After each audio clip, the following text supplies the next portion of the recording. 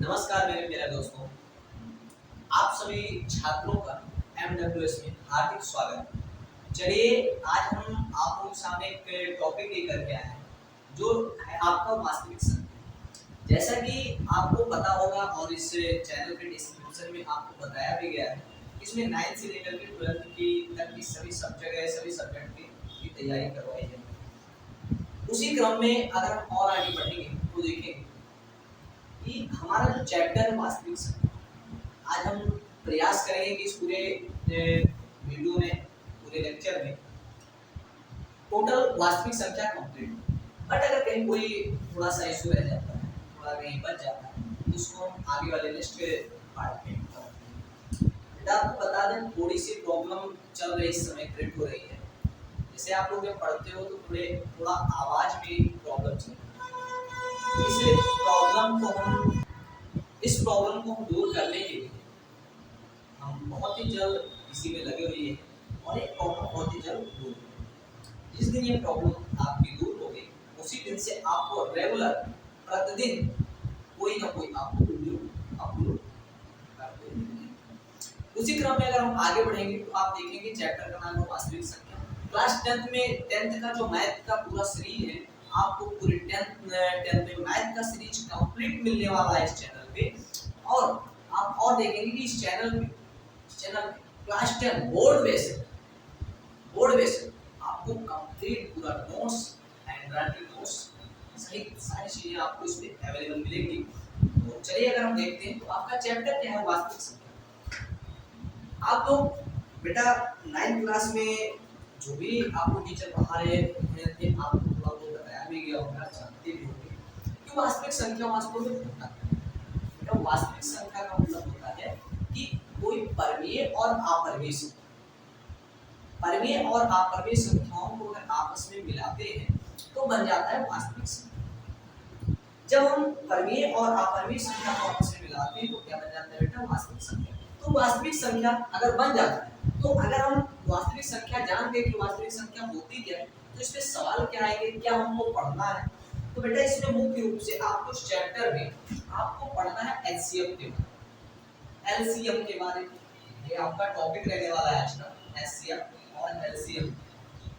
साथ ही और आगे जब आप पढ़ेंगे तो आप पढ़ेंगे अपरमीय संख्याओं के बारे में।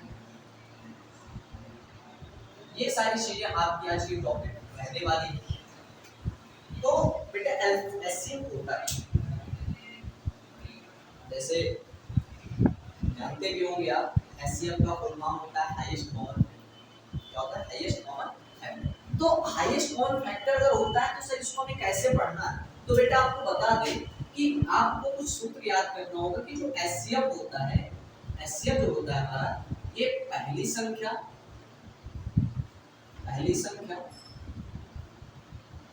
गुणे दूसरी संख्या और बटे एलसीएम। ऐसे अगर हमको एलसीएम निकालना हो तो एलसीएम बराबर होता है पहली संख्या फर्स्ट संख्या सेकंड मल्टीप्लाई सेकंड संख्या और अपान में एलसीएम को लिख लेते हैं। बेटा अगर हमको पहली संख्या और दूसरी संख्या का गुणनफल ज्ञात करना है तो हम एलसीएम और एलसीएम का मल्टीप्लाई करते हैं। ये आपके सारे कंडीशन, ये सारे आपके फार्मूले बनते हैं और इन्हीं फार्मूलों पे हम पूरा का पूरा क्वेश्चन हल करते हैं, सॉल्व करते हैं, क्वेश्चन को देखते हैं। तो अगर इसमें हम आगे बढ़ेंगे तो देखते हैं इसमें हमको सवाल कैसे मिलने वाला है। बेटा आप देखेंगे, चलेंगे आगे तो आपको प्रश्न ऐसे मिलेगा। प्रश्न दिया गया इसमें आपकी बुक में, क्वेश्चन है कि 6 और 20 के बीच अभाज्य संख्याओं अभाज्य गुणनखंड विधि से एलसीएम तथा एलसीएम। बेटा आपको कुछ बता दें,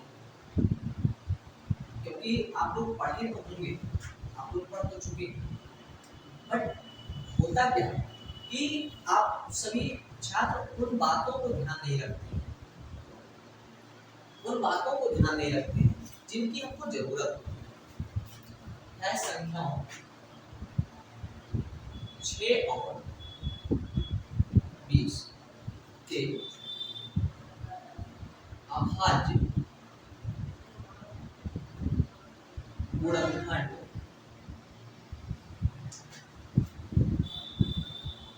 विधि से HCl और LCM।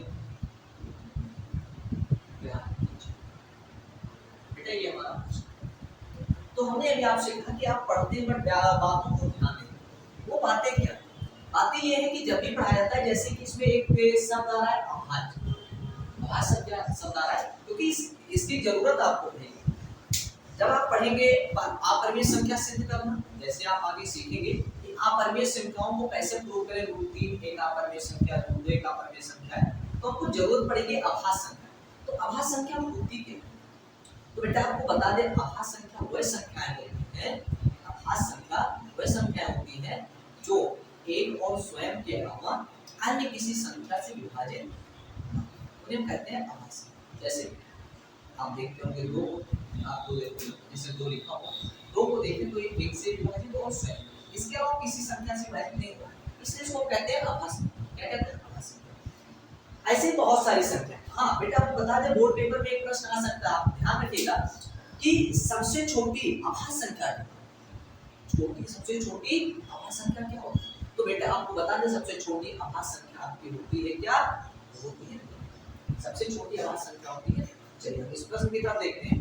तो कह रहे हैं अभाज्य गुणनखंड के द्वारा HCF तथा LCM ज्ञात।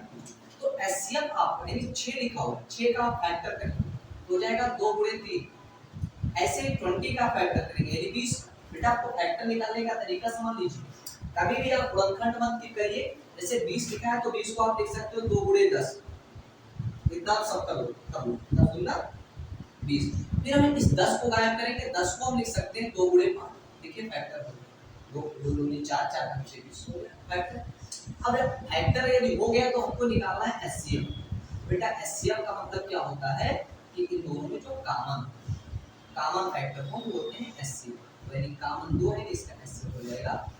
ऐसे अगर हमको निकालना हो LCM, तो LCM यानी जो कॉमन है उसको एक बार लिखेंगे, जो संख्या बच रही है बेटा उसको लिख देंगे वैसे ही 3 और 5। ये आपका हो गया LCM। सॉल्व करेंगे 2 दूनी 4 और 3 बचे 15, 15 चौको 60, ये आपका हो गया, ये आपका हो गया LCM। तो आपको LCM भी याद हो गया, HCF भी याद हो गया। चलिए इसी के क्रम में अगर आप आगे बढ़ेंगे, आप लोग नोट कर लीजिएगा इसको, क्वेश्चन को आप नोट करते चलिएगा बेटा, या तो नोट कर लेना फिर स्क्रीनशॉट ले लेना, और जब हम आगे इसी क्रम में बढ़ेंगे अपनी सीरीज में तो क्वेश्चन से मिलता है आपको कि निम्न संख्याओं को अभाज्य गुणनखंड विधि के द्वारा हल कीजिए। बेटा आपका बुक है मोहम्मद की बुक से आपका क्वेश्चन सॉल्व करवा रहे हैं, आप क्वेश्चन बुक से भी नोट कर सकते हैं। तो क्वेश्चन है आपका निम्नलिखित संख्याओं को अभाज्य गुणनखंड विधि के द्वारा गुणनखंड के रूप में इसको व्यक्त कीजिए। तो अगर हमको अभाज्य गुणनखंड विधि के रूप में, जैसे अभी आपने क्वेश्चन देखा, प्रश्न है आपका, पहला क्वेश्चन है संख्याओं को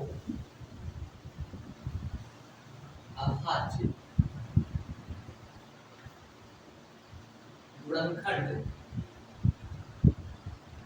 विधि द्वारा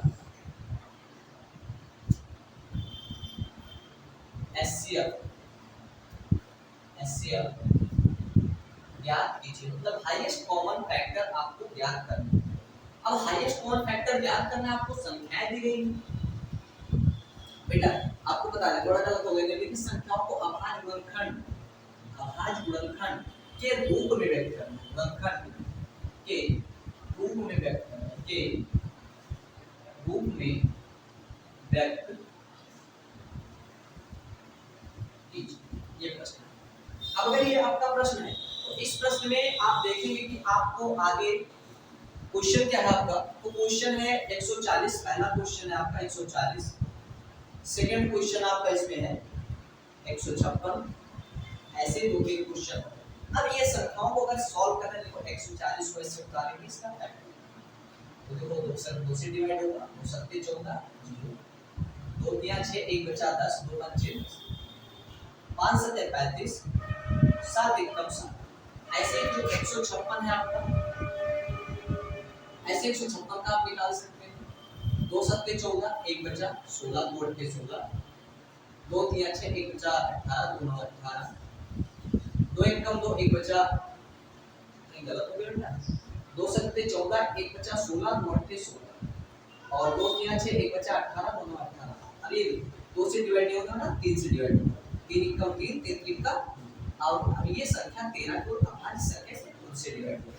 मतलब इनका जो इनके जो गुणनखंड आपको मिले, मतलब 140 का जो अभाज्य गुणनखंड मिला वो मिला 2 गुणे 2 गुणे 5 गुणे 7। ये हो गया आपका आंसर। ऐसे अगर इसमें देखेंगे तो इसमें 156 दिया गया है, 156 का अभाज्य गुणनखंड होगा बेटा 2 गुणे 2 गुणे 3 गुणे 3। ये हो गया आपका आंसर। ये आपके पेपर में क्वेश्चन पूछा जा सकता है, इसलिए इसको आप स्क्रीनशॉट लीजिए। चलिए आप स्क्रीनशॉट ले चुके होंगे, इसको रेज कर सकते हैं। ऐसे आपको 2-3 क्वेश्चन और दिए गए, आप इसको सॉल्व कर लीजिएगा। अगर इसी क्रम में आगे बढ़ेंगे तो आगे का क्वेश्चन दिया गया है बेटा, निम्नलिखित संख्याओं के एचसीएफ और एलसीएम ज्ञात कीजिए तथा इसकी जांच कीजिए कि दो संख्याओं का गुणनफल एचसीएफ गुणे एलसीएम के बराबर। ठीक है, प्रश्न कह रहा है, प्रश्न कह रहा है बेटा कि देखो पूरा प्रश्न आपको नोट करके दिखा दे रहे हैं। प्रश्न आपसे ये कह रहा है, सेकंड क्वेश्चन है कि पूर्णांकों के निम्नलिखित पूर्णांकों के निम्नलिखित पूर्णांकों के निम्नलिखित युग्मों के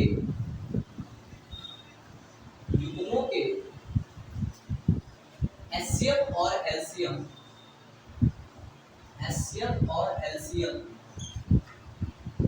ज्ञात कीजिए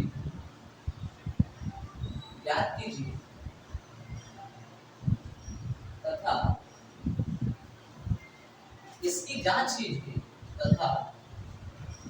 इसकी जांच कीजिए कि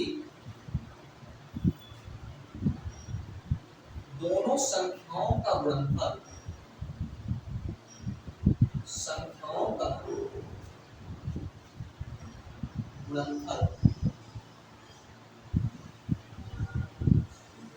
एचसीएफ और एलसीएम के गुणनफल के बराबर। बेटा इसमें देखेंगे तो एक क्वेश्चन दिया गया है 26 और 51। आपसे प्रश्न कह रहा है कि आपको इस संख्या का एचसीएफ निकालना है, एलसीएम निकालना है, फिर आपको प्रूव करना है। तो सबसे पहले आप 26 का फैक्टर करेंगे। बेटा आपको फैक्टर करने का तरीका बताएं कि आपको गुणनखंड करने की जरूरत नहीं है। इसको आप लिख सकते हो 2 गुणे 13, 13 दूना 26 से फैक्टर हो ही गया 91 है। तो 91 आप जानते हैं कि ये किससे कटने वाला है, तो ये 3 से कटेगा नहीं, इससे कटेगा, तो क्या ये 2 से कटेगा नहीं, 3 से कटेगा नहीं, तो क्या 7 से कटेगा, तो 7 एकम 7 और 2 9 यानी कि 7 से कटेगा। यानी 91 जो है ये देखो 7 एकम 7 2 बचा 21, 7 21 13, मतलब 13 सते 91। इसको लिख सकते हो 7 गुणे 13। अगर आपको एचसीएफ निकालना हो बेटा तो एचसीएफ का मतलब होता है हाईएस्ट कॉमन फैक्टर। दोनों में जो कॉमन, दोनों में क्या कॉमन है 13। 13 इसका एचसीएफ हो गया, 13 इसका एचसीएफ हो गया। इसका एलसीएम जो वो दोनों में जो कॉमन 13 इसको लिख देना है और जो बच रहा है उनको यानी 2 × 7 यानी ये हो जाएगा 13 दूना 26 13 सते 91 मल्टीप्लाई 2 हो जाएगा 2 एकम 2 और 2 9 18 182। ये हो जाएगा आपका एलसीएम। ये हो गया आपका एलसीएम। ये हुआ एचसीएफ और ये हुआ एलसीएम। प्रूव करना है कि दोनों संख्याओं का गुणनफल दोनों एचसीएफ और एलसीएम के गुणनफल के बराबर। तो आपके पास बेटा पहली संख्या आपको प्रूव करना है आपको कि पहली और दूसरी संख्या का गुणनफल एचसीएफ गुणे एलसीएम के बराबर। तो पहली संख्या हमारे पास है 26 और दूसरी संख्या हमारे पास 51। एचसीएफ हमारे पास है 13, एलसीएम हमारे पास है 182।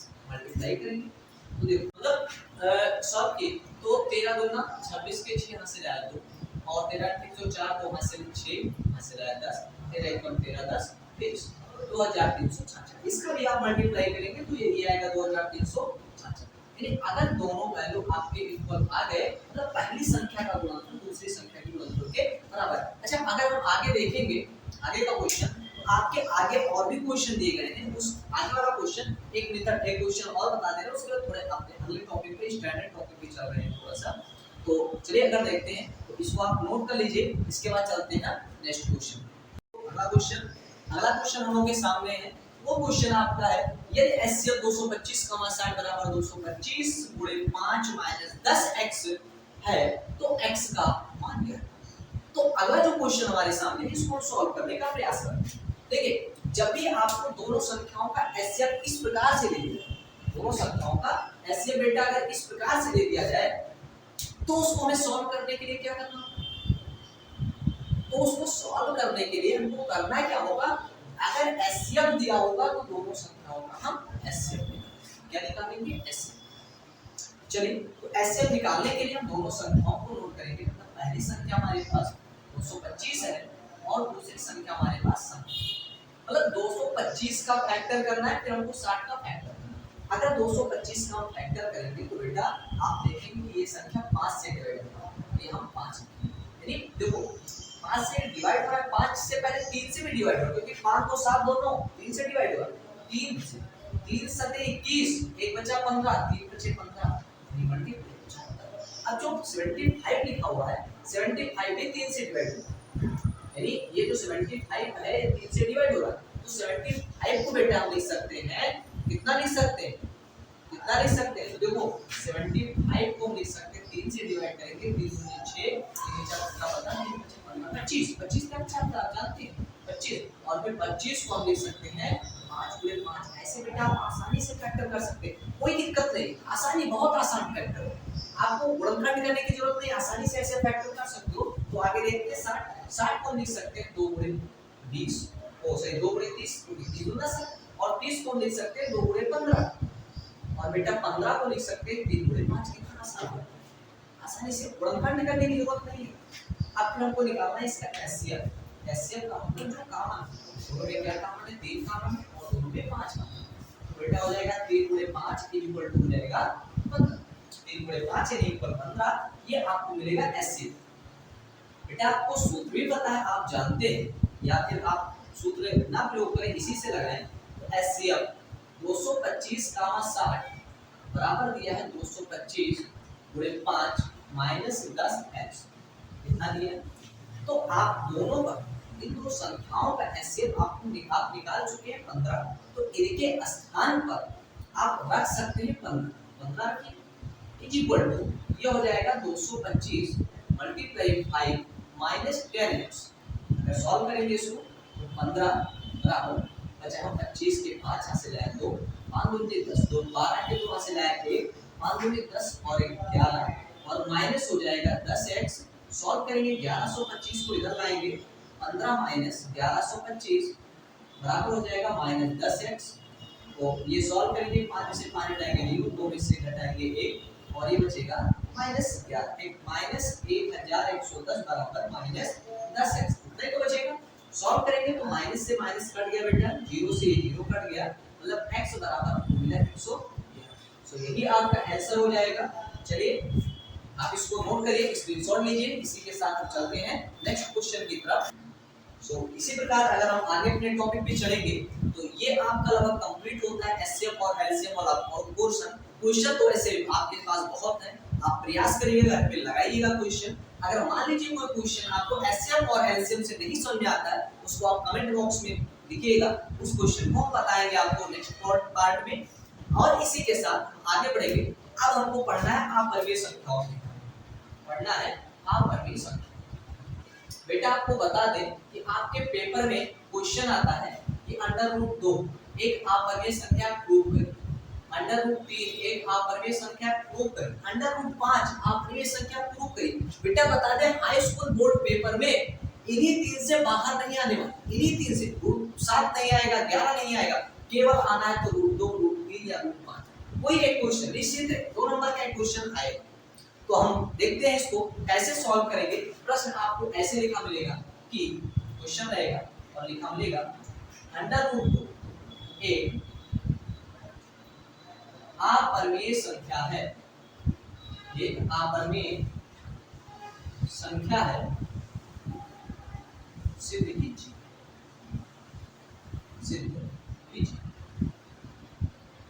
चलिए हम अगर इसको प्रूव करते हैं बेटा, इसको ध्यान से समझना, क्योंकि अगर ध्यान से नहीं समझोगे तो सही नहीं रहने वाला है। तो जो आपको कह रहा है अवर्गीय संख्या प्रूव करना है, वही लिखोगे यहाँ पे। मानना कि अंडर रूट 2 एक वर्गीय संख्या, अंडर रूट 2 एक वर्गीय संख्या है जहां p व q, अब बेटा भी बता रहे हैं p व q क्या है, सारी चीज बता रहे हैं। p व q एक सह अभाज्य संख्या है, एक सह अभाज्य संख्या है, सहअभाज्य संख्या है। बेटा आपको बता दें सह अभाज्य संख्या का मतलब होता है दो संख्याओं का उभयनिष्ठ गुणनखंड यदि एक हो तो उसको हम कहते हैं सह अभाज्य संख्या। जिन दो संख्याओं का उभयनिष्ठ गुणनखंड एक हो उसे हम कहते हैं सहअभाज्य संख्या। और हमने माना कि रूट 2 एक परमीय संख्या है, तो अगर कोई संख्या परमीय होगी तो उसको हम बटे के रूप में लिख सकते हैं, इसलिए हमने यहाँ पे माना कि ये क्या है p व q। आगे चलेंगे तो हमने माना है कि रूट 2 एक परमीय संख्या है, ये किसके बराबर होगा p बटा q के रूप में, और q क्या होगा 0 के बराबर कभी नहीं हो सकता। अब आगे सॉल्व करने के लिए बेटा हम क्या करेंगे, हम दोनों बच्चों का वर्ग करेंगे, दोनों बच्चों का वर्ग। अगर वर्ग करेंगे तो ये हो जाएगा अंडर रूट 2 का होल स्क्वायर बराबर p बटा q का होल स्क्वायर, रूट 2 का वर्ग करोगे 2 बराबर p स्क्वायर बटा q स्क्वायर, यानी क्रॉस मल्टीप्लाई करोगे तो हो जाएगा p स्क्वायर बराबर 2q स्क्वायर। बेटा अगर यहाँ पे ध्यान दें तो अगर 2 को इधर लेकर के आएंगे तो दोनों मल्टीप्लाई में कहाँ जाएगा, बटे में जाएगा। और जब ये बटे में जाएगा, अगर ये बटे में जा रहा है मतलब 2 क्या कर रहा है, p स्क्वायर को विभाजित कर रहा है। और जब 2 p स्क्वायर को लिखेंगे क्या करता है कि 2 p स्क्वायर को विभाजित करता है, 2 क्या करता है p स्क्वायर को विभाजित करता है। तब अब जब 2 9, जैसे मान लो 3 लिखा है, 3 9 को काटेगा तो 3 3 को भी काटेगा। तो ऐसे यहाँ पे 2 p स्क्वायर को काट रहा है तो 2 क्या करेगा, p को भी विभाजित करेगा बेटा, 2 p को भी विभाजित करेगा। अब आगे अब ध्यान देना है यहाँ पे, इसको अगला स्टेप करने जा रहे हैं बेटा, ध्यान देना कि अगर यहाँ पे p के स्थान पे जो आप मानने जा रहे हैं, यदि आप रूट 2 को प्रूव कर रहे हो तो 2, 3 को प्रूव कर रहे हो 3, 5 को प्रूव कर रहे हो तो 5, हम 2 को प्रूव कर रहे हैं, यानी p के स्थान पर रखेंगे 2m। अब आपका प्रश्न होगा सर 2m ही रख सकते हैं, 2n नहीं रख सकते? बेटा आप चाहे 2m रखो चाहे 2n रखो, या फिर आप कुछ भी रखो, कोई दिक्कत नहीं। संख्या 2 होनी चाहिए, उसके पीछे आप कुछ कोई भी वैल्यू रख सकते हो, कोई दिक्कत नहीं है। तो अगर p के स्थान पे 2m रखते हो तो ये हो जाएगा 2m का होल स्क्वायर बराबर 2q स्क्वायर।